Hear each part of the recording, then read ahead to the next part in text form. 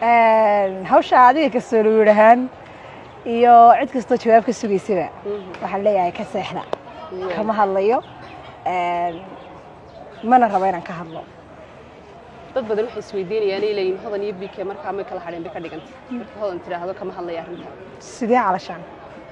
inta badan dadku waxay arkayeen sad baraha bulshada laga wada arkayay hodan oo ubaxsida oo Maxamed Cabdi BK gudoonsiinaysa sidadku turjumanayeen ay markaana dadka qaar lahaayeen hodan iyo Maxamed waxba ka dhaxeeyay shaqadii way dhabaatay shaqo mid ka dhabaatay wax kale ka dhaxeeyay ma jiro baad leedahay ma ya arrinkayga inaan ka hadlo ma doonayo gabi ahaanba dadkina daawanay waxay isweydiinayaan hodan mar kale ka hadlaysa arrinta mar daba ma kama hadlayo way soo dhamaatay baad leedahay de maxaaba already soo ka hadlayso way bas ma ka way dhabaatay dadka qaar ba ilaa shalay ilaa daraasla ayaa sugayay news hodan ka soo dhacay laha goormay hodan jawaabaysa goormay hodan hadlaysa gabadh weyn gabadh jawaabaysa maaha gabadhina adeerkeed meel soo fadhiisana sana maaha ceeb marka way dhantahay hawshaas intaas kaga gaabsaday baad leedahay lagama yaabo aan meel fog baan socdaa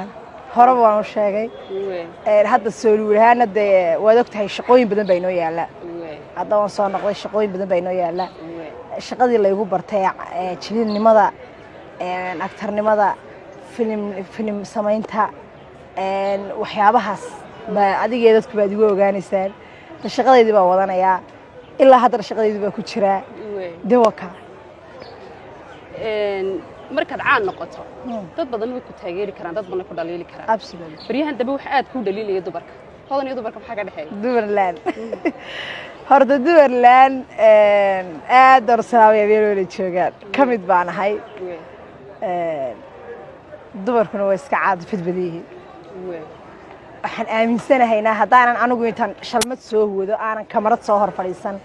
oo aanan anigu dumarka istusinimo imaadeen oo qofna inta gurigayga iigu imaado igamu hadleen marka dhaliishaana isa saaraya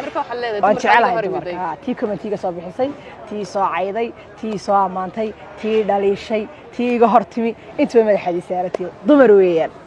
okay arrimahan ay kugu dhaliilayeen maxaad ugu jawaabaysaa iyaga tee arrintii kugu dhaliilayeen haweenku la socota si baraha bulshada ka taagan way anaga iyo dumar waxba noo kala bixi maayaan duuduub baa ku qaatay madaxa saartay oo gabdhaha iyagii way kala gacalcaayayaan madaxa ii saarayiin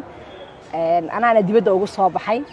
imay caayeen ka hor basmaanu arki jirin de Soomaa media ka hor badda dumarka ismaanu arki jirin marka mar walba waa dad aan u baahanahay taageeradoodan u baahanahay soo noqdeen isku leeyahay ya caradii ka soo noqda dumarka adiga dumarka gaabkeedii dhaxeeyay ka soo noqdaan may madaxan saareen halkaas ii saareen de walaala maxaa way maxaa waxaan inaan wax ka jawaabo ma rabo wax anaga inoo kala baxay oo halkan ka hadlaya haba yaraatay ma jirto aniga laftirkeygu waan ka weynahay gabadh intay meel soo fadhiisata wax ka hadasho wax laga hadlaana ma jirto